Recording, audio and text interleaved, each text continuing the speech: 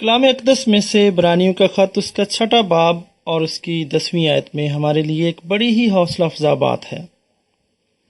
یہاں اس طرح سے لکھا ہے، خدا بے انصاف نہیں جو تمہارے کام اور اس محبت کو بھول جائے جو تم نے ظاہر کی۔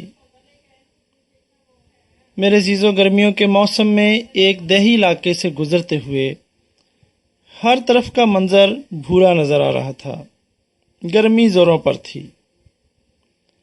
تب میں نے چھٹیوں کے بائبل اسکول کی ٹیم کی ایک خاتون کو دوسری سے یہ پوچھتے ہوئے سنا، اس ہفتے خدا تمہیں کیا سکھا رہا ہے؟ یہ سوال کئی دن تک میرے ذہن میں گونجتا رہا کہ خدا مجھے کیا سکھا رہا ہے۔ بے شک خدا مجھے ایک دیہی علاقے میں لے کر آیا تھا کہ زندگی تبدیل کرنے والی سچائی دکھا دے۔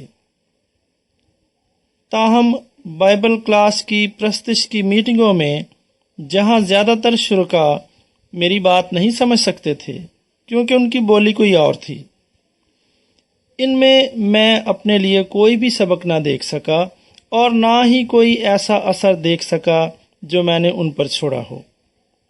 لیکن پھر تیسرے دن ایک چھوٹی لڑکی نے مجھے ڈیزی کا ایک پھول اور اس کے ساتھ خرگوشوں اور تتلیوں والا ایک کارڈ دیا۔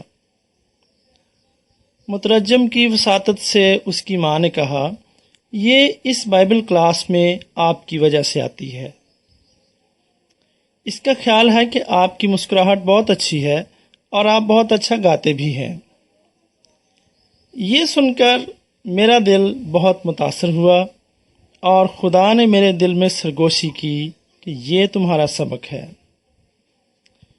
میرے عزیزو، جب ہم مشن کے کام کے لیے جاتے ہیں، کسی کو ایک پیالہ پانی پیش کرتے ہیں یا سنڈے اسکول میں تعلیم دیتے ہیں اور سالوں سال گزر جائیں تو ہو سکتا ہے کہ یہ سوچ آئے کہ جو کچھ ہم کر رہے ہیں کیا اس کی کوئی وقت بھی ہے، کیا اس کی کوئی اہمیت ہے؟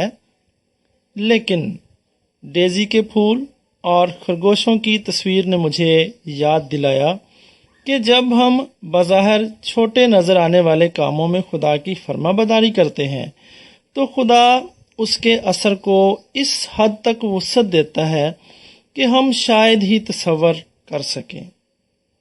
ہماری بلاہٹ خدمت کے کام کو سر انجام دینا ہے اور اس کے لیے ہم نے یوں دعا کرنی ہے، اے آسمانی باپ، ہماری مدد فرما کہ ہم تیری طرف سے دیے ہوئے کام کو کرنے میں چاہے وہ کتنا ہی چھوٹا لگے خوشی محسوس کریں۔